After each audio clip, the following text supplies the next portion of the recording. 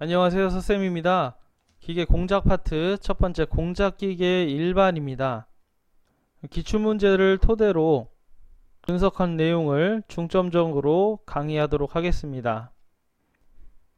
공작 기계라고 하면 공구와 공작물을 이용해서 보통 공작물을 회전시키던가 공작물을 회전시키고 공구를 맞닿게 해서 상대 운동을 통해 공작물을 원하는 형태로 가공하는 기계를 공작기계라고 하죠. 공작기계 분류에 대한 내용이 기출문제에 많이 출제가 됩니다. 그 중에서 이제 범용 공작기계 그리고 전용 공작기계가 기출문제에 많이 출제가 되었죠. 범용 공작기계라고 하면 강화할 수 있는 부분이 다양하고 일반적인 공작기계를 이야기합니다. 그래서 여기 액세서리를 더 붙여서 가공 범위를 더 넓게 사용할 수 있는 특징이 있고요. 한 가지 기능만을 계속적으로 반복해서 제품을 대량 생산할 때 전용으로 사용하는 공작기계를 전용 공작기계라고 합니다. 그래서 공작기계의 분류에 대한 내용을 꼭 구분해서 알아두시길 바랍니다. 참고로 절삭 가공과 비절삭 가공에 대한 차이도 기출문제에 출제가 되었죠. 절삭 가공은 칩을 발생시켜서 공작물을 깎는 작업을 하는 가공을 하는 그런 공작기계를 절삭 공작기계라고 하고, 이러한 가공을 절삭 가공이라고 하죠. 대표적인 절삭 가공 기계들은 공작기계들은 밀링 선반, 연삭, 랩핑, 호빙 머신, 그리고 슈퍼 피니싱 이런 종류가 있고요. 절삭 가공 이외의 가공을 이제 비절삭 가공이라고 하고, 대표적인 소성 가공들이 여기에 해당이 됩니다. 공작기계 3대 운동도 기출문제 한번 출제가 됐었는데요. 3대 운동도 한번 보겠습니다. 기본적으로 3대 운동이라고 하면 절삭 운동, 절삭이 이루어지는 운동을 이야기하죠. 그리고 이송 운동, 공작물이나 공구가 왕복 운동, 상하 운동, 앞뒤 운동, 전후 운동이라고 하죠. 이런 운동을 하는 것을 이송 운동이라고 하고요. CNC 공작기계에서 많이 사용하는 위치 조정 운동, 이렇게 세 가지로 구분할 수가 있겠습니다. 그래서 이 세 가지에 대한 내용들도 확인하시기 바랍니다. 다음 절삭 이론인데요. 절삭 이론 중에서는 칩의 종류와 형태 매우 중요하죠. 항상 나오는 그런 부분입니다. 그래서 오른쪽 그림을 한번 보겠습니다. 칩의 종류는 네 가지가 있습니다. 유동형 칩, 전단형 칩, 경직형이 아니고 경작형입니다. 균열형 칩, 이렇게 네 가지가 있고요. 그 중에서 가장 출제 빈도가 많은 칩이 유동형 칩입니다. 절삭 조건이 이상적으로 되어 있을 때, 가장 좋은 절삭 조건일 때 유동형 칩이 발생하게 되죠. 그래서 연속적으로 이렇게 칩이 계속적으로 나오는 형태를 유동형 칩이라고 하고, 이렇게 끊어져서 톱니 모양으로 나오는 칩을 전단형 칩, 그리고 연성재료 같이 점성이 큰 재료를 자를 때 경작형 칩, 같은 말로 열단형 칩이라고 하고요. 취성이 많은 재료를 깎을 때 균열형 칩이 나오게 됩니다. 그래서 칩이라는 얘기를 자꾸 하는데, 공작물에서 떨어져 나온 쇳가루를 칩이라고 합니다. 공작물에서 떨어져 나온 쇳가루, 그러니까 절삭 가공에만 해당하는 내용이겠죠. 그래서 유동형 칩에 대한 내용 꼭 알아두시길 바랍니다.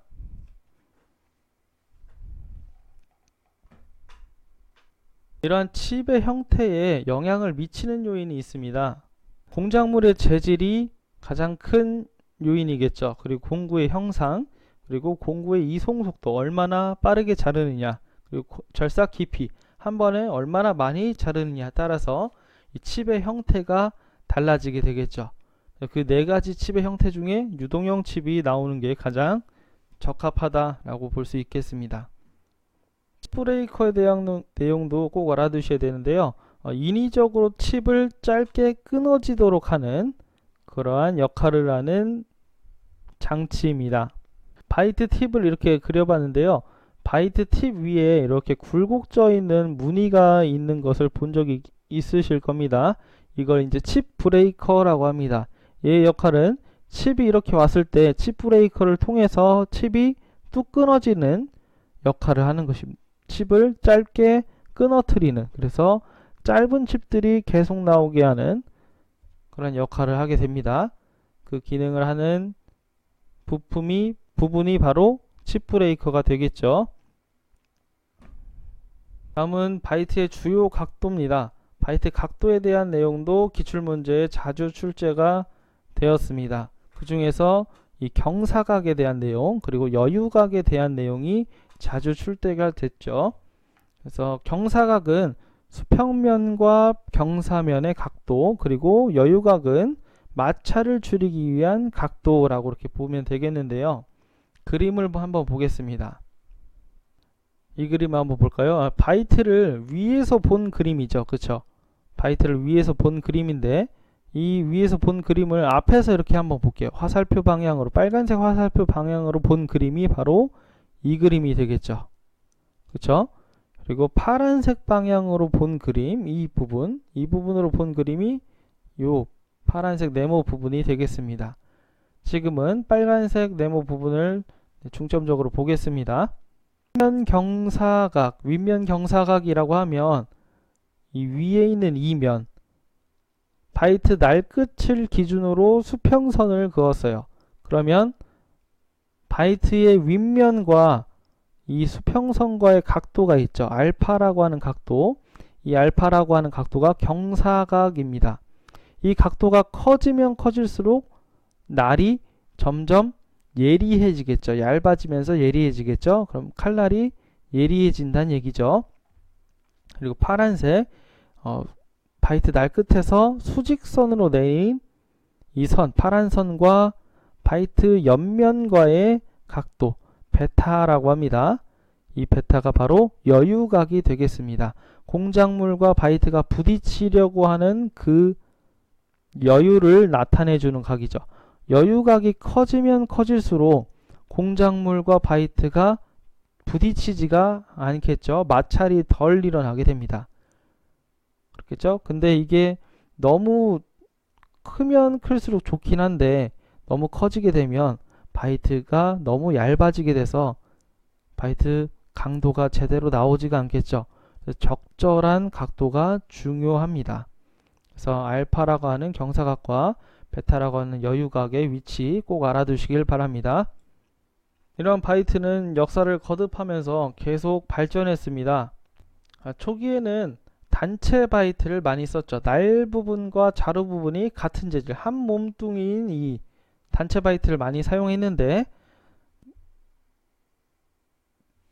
당시에는 이제 탄소 공구강을 써서 바이트가 쉽게 무뎌졌어요.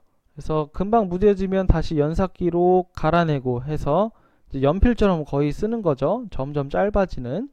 근데 이게 불편하다 보니까 납땜 바이트라고 해서 탄소광으로 만든 또는 초경합으로 단단하게 되어 있는 부분을 이제 납땜이나 용접을 이용해서 붙여가지고 사용하게 됩니다.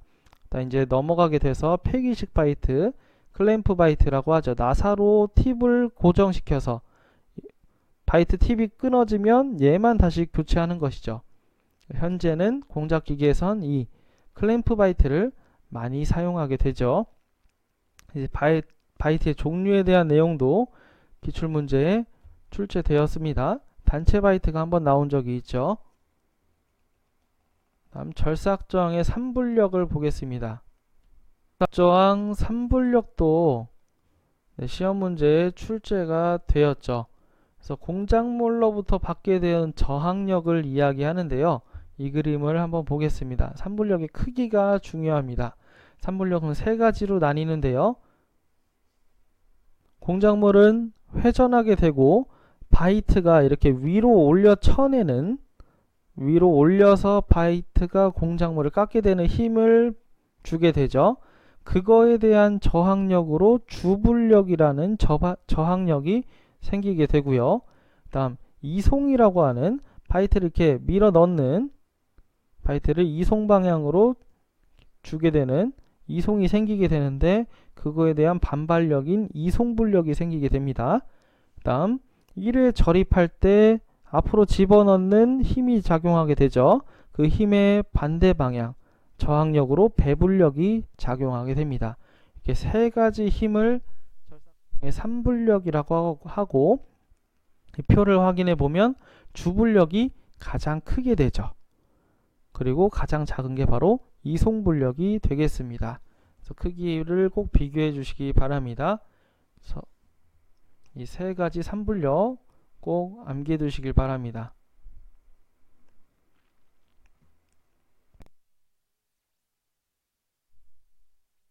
하게 되죠. 그래서 공구 마멸에 대한 내용도 기출문제에 출제가 되었습니다. 공구 마멸도 중요하죠. 그래서 마멸 현상은 크게 두 가지가 중요한데요. 하나는 크레이터 마모고 하나는 플랭크 마모입니다. 크레이터 마모는 경사면에서 발생하는 움푹 패이는 형태를 크레이터 마모라고 하고요. 플랭크 마모는 옆면, 여유면에서 발생하는 평행하게 마모되는 형태를 플랭크 마모라고 합니다. 두 가지 그래서 꼭 알아두시고요. 이 윗면 위에서 봤을 때 여기가 움푹 패여서 들어가는 형태, 달 표면에 움푹 패인 부분을 크레이터라고 하죠. 그래서 그거와 닮았다 해서 경사면이 움푹 패여져서 가공물에 닿아서 마찰이해서 움푹 패여진 그 마모를 크레이터 마모, 옆면 여유면이 점점 닳아갖고 없어지는 면을 플랭크 마모라고 합니다. 그래서 마멸의 종류가 중요하고요. 마멸의 종류 중에서 크레이터 마모, 오목하게 패이는 형태, 경사면이요. 그리고 플랭크 마모, 절삭면이 평행하게 마모되는 형태. 그리고 추가적으로 공구 수명 판정법도 기출문제 한번 출제가 되었습니다. 공구를 계속 사용하게 되면 언제쯤 공구를 바꿔줘야 하는가에 대한 내용이죠. 그래서 완성된 가공면 표면에 색조물이나 반점이 발생할 때 공작물을 다 만들었는데 공작물 표면이 이상해요. 그러면 공구가 조금 잘못되었구나 라고 판정할 수가 있겠죠. 또 인선, 공구 날끝을 인선이라고 하죠. 마모가 일정량에 도달했을 때, 공구 날끝이 뾰족하지 않고 마모되었을 때, 그리고 절삭정의 주분력 변화는 적은데 다른 분력, 이송분력이나 배분력이 급격히 증가할 때, 이송을 계속 주었는데 너무 많은 힘이 들어간다 라고 할 때 이상한 느낌을 받을 수가 있죠. 완성치수의 변화량이 일정량에 도달했을 때 100만 개를 만들었는데 그 중에 반 이상이 치수가 오차가 나요. 그러면 공구가 이상하다고 생각할 수 있겠죠. 그래서 판정법도 꼭 알아두시길 바랍니다. 다른 종류로는 치핑이라고 하는, 결손이라고 하는 마모 형태도 있어요.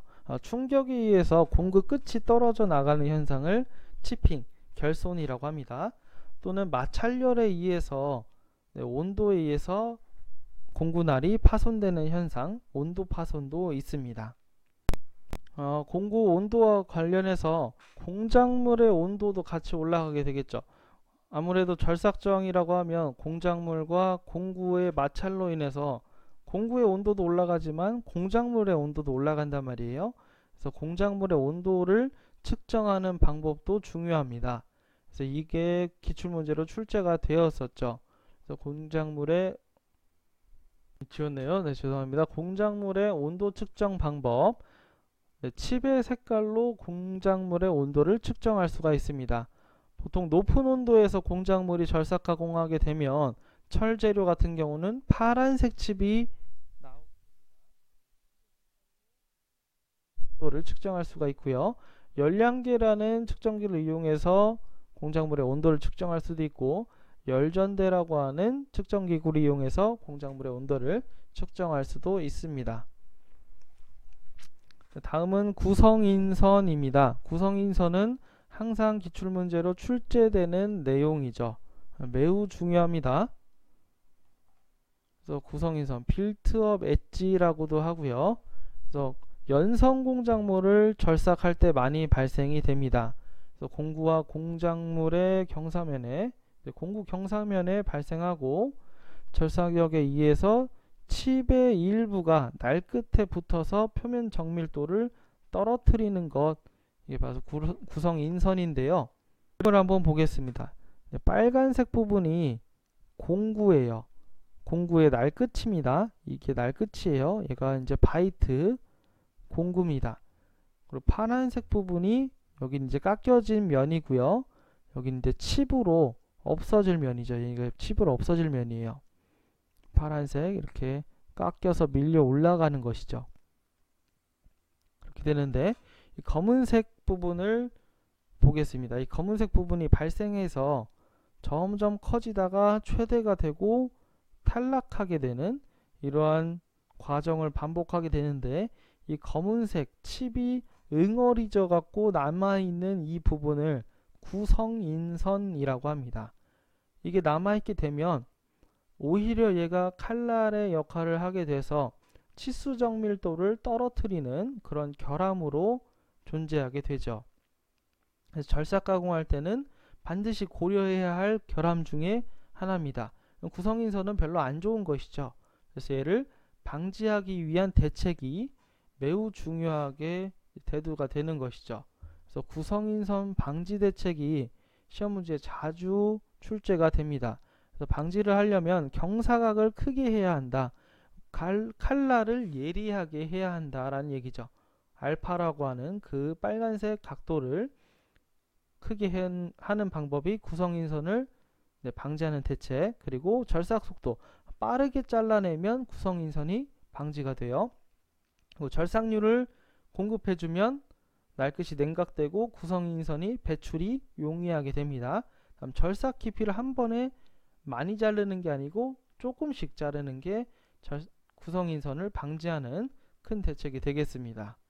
이걸 반대로 생각해 보면 구성인선의 발생 원인을 생각해 볼 수도 있죠. 경사각이 작게 되면 구성인선이 잘 발생되겠죠. 또는 절삭 속도를 작게 하면 구성인선이 발생되겠죠. 다음 절삭률을 공급해 주지 않으면 구성인선이 발생되겠죠. 그리고 절삭 깊이를 크게 하면 구성인선이 발생되겠죠. 그리고 연성 재료를 절삭하게 되면 구성인선이 발생하게 되겠죠.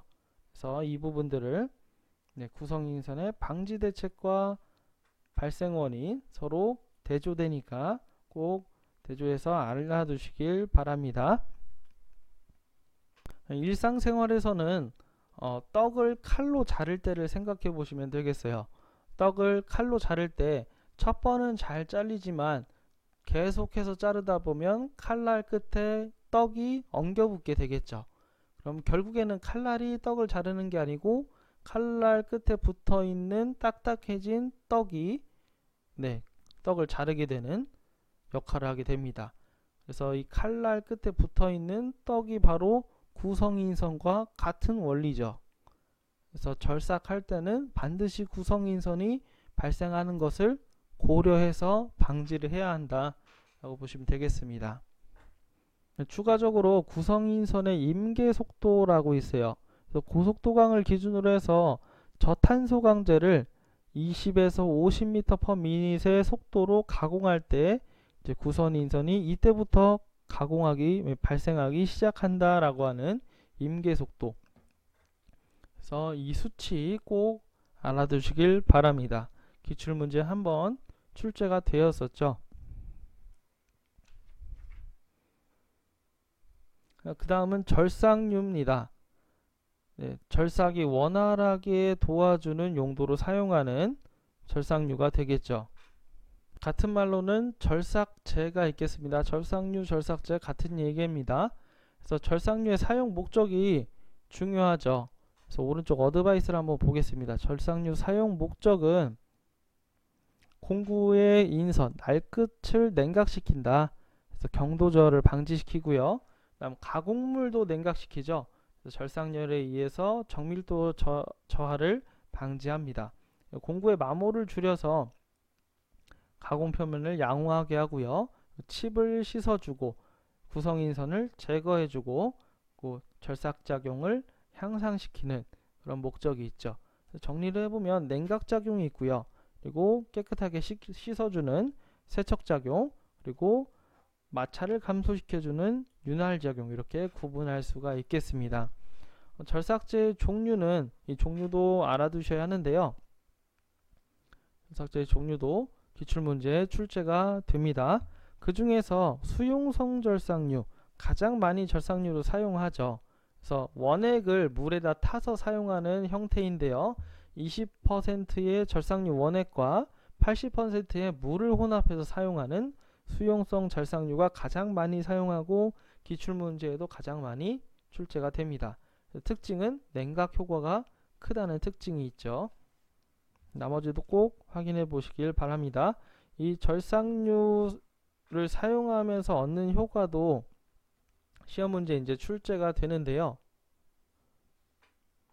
절삭류 사용 효과는 마찰이나 공구의 마모를 저감시키고 거의 목적과 비슷하죠. 그리고 녹방지, 녹의 스는 걸 방지해준다. 이 얘기를 용어로 방청이라고 합니다. 다음 가공 부분의 치수 정밀도를 향상시키고 구성인선을 작용을 방지해주죠. 다음 공구나 피절삭제라고 하면 절삭을 당하는 재료, 공작물을 이야기하죠. 냉각작용에 의한 공구 수명의 연장이 있겠습니다. 다음은 윤활유입니다. 절삭류는 절삭 가공을 할 때 절삭에 도와주는 역할을 하는 기름이고요. 다음 윤활유는 기계 부품 간에 운동해야 하는 기계 부품 사이에서 유막을 형성시켜서 잘 원활하게 이동시켜주는 역할이 가장 크죠. 그래서 윤활유의 사용 목적이 기출문제에 자주 출제가 됩니다. 그래서 윤활작용, 서로 간의 부품을 유막으로 분리해주고 마모 및 융착, 들러붙는 것을 방지해주고, 냉각작용, 마찰열을 흡수해주는 작용, 그리고 청정작용, 부식이 안 되는 작용이죠. 용어로는 방청이라고 했습니다. 추가적으로 윤활제의 구비 조건, 윤활하는 재료가 갖추어야 할 조건이죠. 시험 문제에 출제가 됐었죠. 그래서 사용 상태에서 점도가 있어야 돼요. 끈적끈적 해야 됩니다. 그래야지 이렇게 흘러내려서 없어지지 않겠죠. 그리고 윤활도 잘 되고요. 그리고 한계 윤활 상태에서 견딜 수 있는 유성이 있을 것, 윤활성이 있을 것, 그리고 산화나 열에 의해서 안정성이 높을 것, 그리고 화학적으로 불활성하여, 활성하면 안 되죠. 안정성이 있어야겠죠. 깨끗하고 균질한 이러한 특징을 갖추고 있어야 합니다. 윤활작용을 구분할 때 이렇게 세 가지로 주로 구분을 하는데요. 유체윤활은 완전윤활이라고도 합니다. 가장 이상적인 형태로 유막이 형성되어 있는 것이죠. 이거보다 이제 부품 간의 하중에 의해서 이 유막이 불안정한 상태를 불완전윤활 또는 경계윤활이라고 하고, 이거보다 이제 더 심각한 상태가 바로 극압윤활입니다. 여기는 이제 유막이 파괴가 일어나서 제대로 된 윤활이 이루어지지 않는 상태를 이야기하죠. 그래서 이게 세 가지 상태도 꼭 참고로 알아두시길 바랍니다. 다음 윤활 방법의 종류가 중요합니다. 기출문제에도 많이 출제가 되죠. 그 중에서 핸드구비법, 윤활유를 어떻게 공급해 주냐에 따라서 이렇게 종류가 나뉘는데요. 핸드구비법은 작업자가 손으로 급유하는 방법입니다. 윤활유를 공급하는 방법이죠. 척하구비법은 니들밸브라는 것을 이용해서 일정한 양을 척하해서 급유하는 방법입니다. 다음 패드구비법, 무명이나 털로 만든 패드를 이용해서 오일통에 담가서 이 털이나 무명 사이로 모세관 현상에 의해서 이렇게 올라오는 그런 윤활 방법. 그리고 강제급유법, 펌프를 이용해서 강제로 윤활유를 공급하는 방법이죠. 이 네 가지가 가장 중요하고요. 나머지 방법도 꼭 읽어보시고 구분해 두시길 바랍니다. 이렇게 해서 이론 강의는 이제 중점적인 부분을 다뤘고요. 개념 잡기 문제도 한번 풀어보시고 기출 문제도 한번 풀어보시길 바라겠습니다. 감사합니다.